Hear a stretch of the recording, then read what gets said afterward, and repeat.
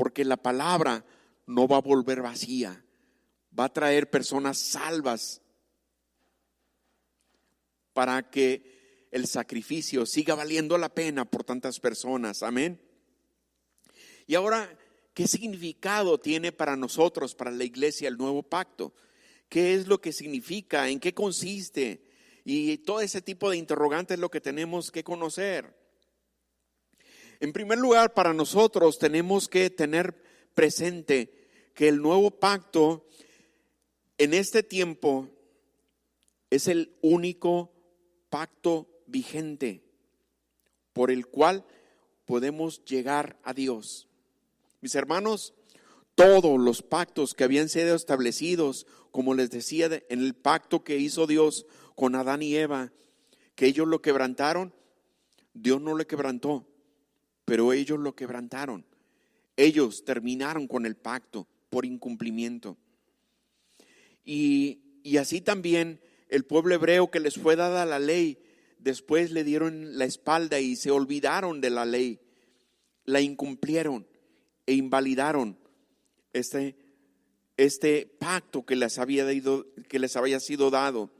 Y dice Jeremías 31, en el versículo 31 y 32, dice: he aquí que vienen días, dice Jehová, en los cuales haré nuevo pacto con la casa de Israel y con la casa de Judá. Mis hermanos, la casa de Israel, nosotros somos la Israel espiritual, la iglesia que ha sido redimida, porque en el tiempo antiguo, cuando Abraham fue ordenado para que su hijo unigénito, su único hijo de su amada esposa Sara, fuera sacrificado en el monte que Dios le había indicado a Abraham, pero que finalmente llegó el ángel e impidió que fuera sacrificado. Esa fue una gran simbología de lo que representaba Abraham como nosotros, el padre de la fe, el padre que ese día que el Señor le había ordenado que fuera a sacrificar a su hijo único, por fe se levantó Abraham y no dudó en ningún momento de ir a sacrificar a su propio hijo, creyéndole a Dios que la promesa se iba a cumplir, creyéndole a Dios que la promesa que iba a haber descendencia en favor de Abraham por toda la tierra, por todas las naciones y tribus y lenguas. Y en ese momento Abraham se constituyó como el padre de la fe, el padre que creyó, y esa fe le fue contada por justicia, pero al mismo tiempo esa fe fue establecida en favor de nosotros, de toda la iglesia. Por medio de ese acto viene la revelación de que nosotros somos la Israel espiritual. Entonces este nuevo pacto que es para la casa de Israel es para nosotros, mis hermanos. Amén. Dice el versículo 32 de Jeremías 31, no como el pacto que hice con sus padres el día que tomé su mano para sacarlos de la tierra de Egipto. Sigue diciendo, porque ellos invalidaron el pacto, aunque yo fui un marido para ellos, dice Jehová. O sea que, como les decía, el hombre invalidó el pacto. Por esa razón podemos entender, Dios no invalidó ningún pacto, pero al haberlo invalidado el hombre, entonces en ese momento ya quedó eliminado ese pacto antiguo. Por eso fue necesario que el Señor mismo, en su trono de Dios, que el Señor mismo, quien había hecho los cielos y la tierra, descendiera y tomara forma de hombre para ser llevado hasta la muerte, y muerte de cruz, dice la palabra. Por eso Dios lo levantó, y lo levantó hasta lo sumo, y le dio un nombre que es sobre todo nombre, para que en el nombre de Jesús se doble toda rodilla.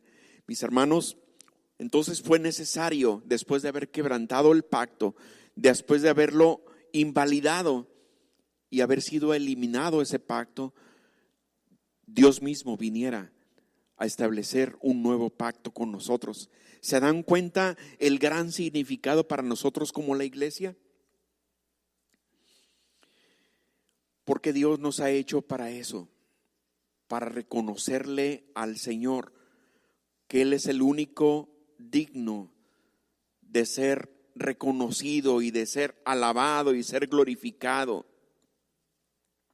Tenemos que entender por esta misma palabra que el Señor estableció ese pacto y ese sacrificio tan inmenso, porque para Él, nosotros, mis hermanos, somos sumamente importantes. Dios hizo los cielos y la tierra. Dios hizo todos los planetas, todas las estrellas, toda la inmensidad de astros y de cuerpos celestes que existen en todo el universo, que se cuentan por millones de millones. Todo fue creado y todo fue puesto en su lugar. Y ahí en ese lugar no se mueven si no es por la voluntad de Dios. También creó Dios los cielos y la tierra misma. Y en la tierra misma también Dios creó todo lo que en ella hay: los árboles, los montes, los mares, los lagos, los ríos. Todo lo creó Dios. Las plantas, los peces, todo lo que existe. Pero dentro de todo lo que existe, nos creó a nosotros, mis hermanos. Nosotros somos lo más importante de toda su creación. Por eso fue necesario que Él mismo descendiera para redimir a toda la naturaleza junto con nosotros, pero para redimir nuestras almas y establecer este nuevo pacto en favor de nosotros. Y ahora, ¿en qué consiste? ¿En qué consiste este nuevo pacto? En primer lugar, debemos de entender que un pacto viene siendo como un convenio o un contrato, como se los voy a decir como ejemplo. Al momento de que alguien tiene una casa donde vive, pero por los recursos que ha tenido, tiene otra casa adicional. Y esta persona dice, bueno, yo voy a ofrecer esta casa y la voy a rentar y voy a darle, dicen los abogados, el usufructo. Dicen, voy a darle el beneficio que la use a alguien, pero alguien que quiera hacer un pacto conmigo y que quiera hacer un convenio conmigo, y hacen un contrato de renta, y en ese contrato se ponen de acuerdo las dos personas. Ok, yo te voy a dejar que utilices mi casa y todo lo que en ella hay, que la disfrutes todos los días que tú quieras, pero vas a cumplir con un mandamiento, ¿verdad? Que Él está diciendo que el día 1 de cada mes, o el día 2 o el día 3, cuando te toque la puerta, tú me vas a entregar la paga de esa renta, ¿verdad? Y mientras está ese pacto, está cumpliéndose. Pero ¿qué sucede si el día de mañana la persona que está rentando la casa deja de pagar un mes? Y después se llega el otro mes y la siguiente semana y la siguiente y los demás días, y se le toca la puerta y ya no cumple. Y llega un tercer mes y después un cuarto mes. ¿Qué sucede? El contrato se termina, el pacto se termina. Entonces, ¿quién lo invalidó el pacto? ¿Quién incumplió el pacto?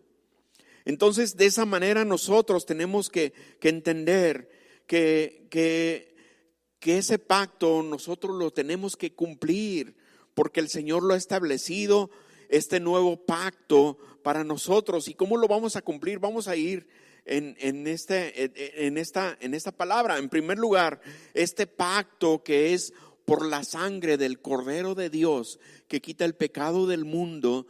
Este pacto, el Señor ya pagó la renta de todo este tiempo en que nosotros estemos aceptando ese pacto con Él. Él ya pagó todo el beneficio que nosotros recibimos. Él lo pagó a un precio sumamente caro, mis hermanos, porque no salió regalado este pacto. No fue un pacto barato, que de bajo costo. Al contrario, un pacto sumamente valioso que ni con todo el oro del mundo podemos comprar nosotros el beneficio de ese pacto, de este contrato con Dios.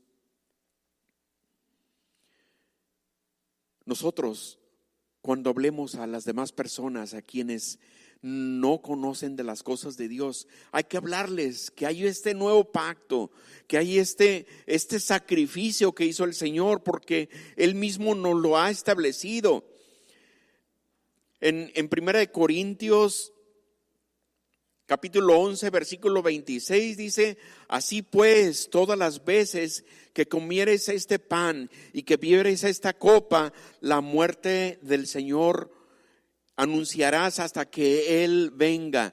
Esta muerte la tenemos que estar anunciando a todas las personas que no la conocen. Y este nuevo pacto en la sangre del Cordero de Dios, hay que estarlo anunciando, mis hermanos. Hay que decirles, hay un nuevo pacto que el Señor estableció y fue por su sangre, por lo que nosotros hemos recibido el beneficio.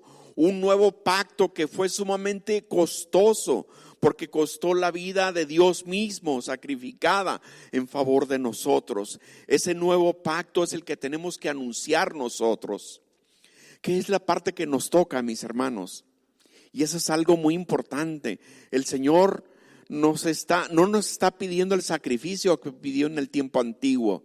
El Señor no nos está pidiendo que vayamos y que escojamos la oveja más perfecta para ir a sacrificarla al altar.